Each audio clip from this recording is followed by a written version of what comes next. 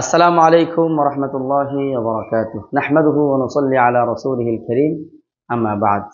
কাছে এবং দূরে, দেশ এবং প্রবাস, যে যেখান থেকে আমাদেরকে দেখছেন, ৩৬ নিউজের বিশেষ অনুষ্ঠান আজকের তারাবি, আজকের তেলাওয়াতে আপনাদেরকে স্বাগত জানাচ্ছি। প্রিয় দর্শক, আমরা আজকে ১৬তম সালাতুত তারাবি আদায় করব এবং আজকের তারাবি নামাজে ১৯তম পারা তেলাওয়াত করা হবে। প্রিয় দর্শক, ১৯তম পারার মধ্যে কয়েকটি সূরা রয়েছে। সূরাতুল ফুরকান রয়েছে, এমনিভাবে সূরা শুআরা রয়েছে এবং সূরা নামলেরও কিছু অংশ তিলাওয়াত করা হবে। সূরাতুল ফুরকান কোরআনুল কারীমের ২৫তম সূরা। এই সূরার মধ্যে ৭৭টি আয়াত রয়েছে এবং ৬টি রুকু রয়েছে এবং এই সূরাটি মক্কায় অবতীর্ণ হয়েছে। এই সূরার মধ্যে আল্লাহ রাব্বুল আলামিন ঈমান কুফরের বিষয় নিয়ে বিস্তারিত আলোচনা করেছেন এবং আল্লাহ রাব্বুল আলামিন আল্লাহর বিশেষ বান্দাদের গুণাবলী নিয়ে আলোচনা করেছেন এবং জাহান্নামের কিছু চিত্র নিয়ে আল্লাহ তাআলা আলোচনা করেছেন।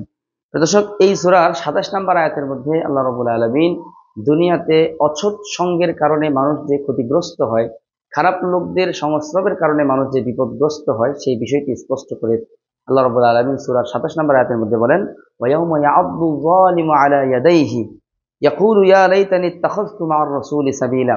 সেদিন জালেম যে নিজের উপরে জুলুম করেছে, সেদিন ইয়া'আদ্দু যালিম, সে আফসোস করে, আক্ষেপ করে তার নিজের হাত নিজে কাটতে থাকবে, কামড়াতে থাকবে আর বলতে থাকবে, ইয়া লাইতানি ইত্তাখাযতু মা'আর রাসূলি সাবিলা, হায় আফসোস, সেদিন যদি আমি রাসূলের সাথে পথ অবলম্বন করতাম, আমি যদি রাসূলের সাহচর্য অবলম্বন করতাম, রাসূল এবং রাসূলের অনুসারী যারা, রাসূলের প্রতিনিধি যারা, আমি যদি তাদের সঙ্গ লাভ করতাম তাহলে আজকে ক্ষতিগ্রস্ত হতাম না। ইয়া ওয়াইলাতা লাইতানি লাম আত্তাখিয ফুলানান খলিলা, হায় ধ্বংস আমার, আমি যদি অমুককে আমার বন্ধু রূপে গ্রহণ না করতাম, অমুকের সাথে যদি আমার বন্ধুত্ব তৈরি না হতো, যে আমাকে লাকাদ আযাল্লানি আনি যিকরি বা'দা ইয জাআনি, আমার কাছে আল্লাহ তাআলার উপদেশ আসার পরে আমার সেই বন্ধু আমাকে গোমরাহ করে দিয়েছে, পথ হারা করে দিয়েছে, সেই বন্ধুর বন্ধুত্বের কারণেই আমি আজকে ধ্বংস হয়ে গিয়েছি। সে তার নিজের হাত কাটতে থাকবে আর এভাবে আফসোস প্রকাশ করতে থাকবে। আল্লাহ তাআলা বললেন, ওয়া কানা শাইতানু লিল ইনসানি খাযুলা, নিশ্চয়ই শয়তান মানুষের জন্য মানুষকে বিপদগ্রস্ত করে এবং বিপদগ্রস্তের সময় হাত গুটিয়ে নেয়। দর্শক, এই সূরা ফুরকানের ২৭ নম্বর আয়াতটি একটি ঘটনার প্রেক্ষিতে নাজিল হয়েছে। সেটা হলো, উকবা ইবনে আবি মুঈত নামে মক্কার একজন কাফের ছিল। আল্লাহ রাসূল সাল্লাল্লাহু আলাইহি ওয়াসাল্লাম একবার তাকে বিশেষভাবে দাওয়াত দিয়েছিলেন। আল্লাহ রাসূলের দাওয়াত সে গ্রহণ করে নিয়েছিল, মুসলমান হয়ে গিয়েছিল। কিন্তু পরক্ষণেই তার এক বন্ধু ছিল উমাইয়া ইবনে খালফ, মক্কার প্রসিদ্ধ কাফের, অবাধ্য কাফের। সে বলল যে, তুমি যদি মুহাম্মদের ধর্ম পরিত্যাগ না করো তাহলে তোমার সাথে আমার কোনো বন্ধুত্ব থাকবে না। উকবা ইবনে আবি মুঈত তার বন্ধুত্ব টিকানোর জন্য আবার আল্লাহ রাসূল সাল্লাল্লাহু আলাইহি ওয়াসাল্লামের দিন ছেড়ে দেয়, ইসলাম ধর্ম ত্যাগ করে। তার ব্যাপারে এই আয়াতটি নাজিল হয়েছে যে আফসোস করে সে এই কথাগুলো বলবে। বাস্তবিকই যারা এই বন্ধুত্বের কারণে আজকে পৃথিবীতে ইসলাম থেকে দূরে থাকছে এবং নেক আমল থেকে দূরে থাকতেছে, তাদের প্রত্যেকের বন্ধুত্ব কিয়ামতের ময়দানে তাদের আফসোসের কারণ হবে, যেটা আল্লাহ তাআলা এই সূরার মধ্যে বলে দিলেন। এরপরে আল্লাহ রাব্বুল আলামিন এই সূরার ৬৩ থেকে ৭৭ নং আয়াত পর্যন্ত আল্লাহর বিশেষ বান্দাদের কিছু গুণ নিয়ে আলোচনা করলেন। প্রায় ১৫টি আয়াতের মধ্যে আল্লাহ তাআলা আল্লাহর মুমিন বান্দাদের ১৪টি গুণ নিয়ে আলোচনা করলেন। আল্লাহ রাব্বুল আলামিন বলতেছেন যে, ওয়া ইবাদুর রহমান, রহমানের বান্দা যারা, রহমানের আবেদ যারা, গোলাম যারা, তাদের মধ্যে এই গুণগুলো থাকা আবশ্যক। ১ নাম্বার, আল্লাযীনা ইয়ামশুনা আলাল আরদি হাওনা, যারা জমিনে চলার সময় তারা নমনীয়তার সাথে, বিনয়ের সাথে জমিনে বিচরণ করে।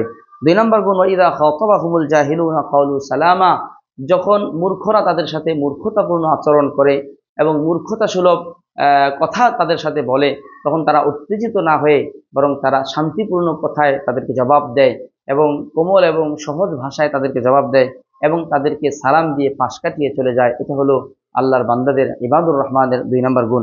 ৩ নম্বর গুণ আল্লাহ বললেন যে, ওয়াল্লাযীনা ইয়াবিতুনা লিরাব্বিহিম সুজদান ওয়া কিয়ামা, ইবাদুর রহমানের ৩ নম্বর গুণ হলো যারা তাদের রাত্রি যাপন করে আল্লাহর সামনে সিজদাবনত অবস্থায় এবং আল্লাহর সামনে নামাজে দণ্ডায়মান অবস্থায় যারা তাদের রাত্র অতিক্রম করে। ইবাদুর রহমানের ৪ নম্বর গুণের ব্যাপারে আল্লাহ বললেন, ওয়াল্লাযীনা ইয়াকুলুনা রাব্বানা ইসরিফ আন্না আযাবা জাহান্নাম ইন্না আযাবাহা কানা গরামা, আর যারা আল্লাহ তাআলার কাছে দোয়া করে বলে, আয় আল্লাহ, আপনি আমাদের থেকে জাহান্নামের আযাবকে সরিয়ে রাখুন, নিশ্চয়ই জাহান্নামের আযাব অত্যন্ত কঠিন। এটা হলো ইবাদুর রহমানের ৪ নম্বর গুণ। ইবাদুর রহমানের ৫ নম্বর গুণ হলো যে তারা খরচের ক্ষেত্রে মিতব্যয়ী হয়ে থাকে। ওয়াল্লাযীনা ইযা আনফাকু লাম ইউসরিফু ওয়া লাম ইয়াকতুরু ওয়া কানা বাইনা যালিকা কাওয়ামা। ইবাদুর রহমান তারা যারা খরচ যখন করে তখন তারা কার্পণ্যও করে না, আবার অনেক বেশি অপচয়ও করে না, বরং এর মধ্যবর্তী পন্থা অবলম্বন করে তারা মিতব্যয়িতার পরিচয় দিয়ে থাকে। এটা হলো ইবাদুর রহমানের 5 নম্বর গুণ। 6 নম্বর গুণ আল্লাহ তাআলা বললেন যে ওয়াল্লাযীনা লা ইয়াদউনা মা আল্লাহি ইলাহান আখার। ইবাদুর রহমান যারা আল্লাহর সাথে কাউকে শরীক করে না, অন্য কাউকে উপাস্য হিসেবে গ্রহণ করে না। 7 নম্বর গুণ হলো ওয়ালা ইয়াকতুলুনান নাফসাল্লাতী হারামাল্লাহু ইল্লা বিল হক। এবং আল্লাহ তাআলা যাদেরকে হত্যা করাকে নিষেধ করেছেন অন্যায়ভাবে কোনো মানুষকে হত্যা করে না। 7 নম্বর গুণ। 8 নম্বর গুণ হলো ওয়ালা ইয়াজনুন। ইবাদুর রহমান যারা জিনায় লিপ্ত হয় না এবং জিনার কাছেও যায় না। 9 নম্বর গুণ হলো আল্লাহ তাআলা বললেন যে ইল্লা মান তাবা ওয়া আমানা ওয়া আমিলা আমালান সালিহা। ইবাদুর রহমানের 9 নম্বর গুণ হলো যখন তাদের দ্বারা কোনো গুনাহ এবং নাফরমানি হয়ে যায় সঙ্গে সঙ্গে তারা আল্লাহ তাআলার কাছে তওবা করে ফেলে।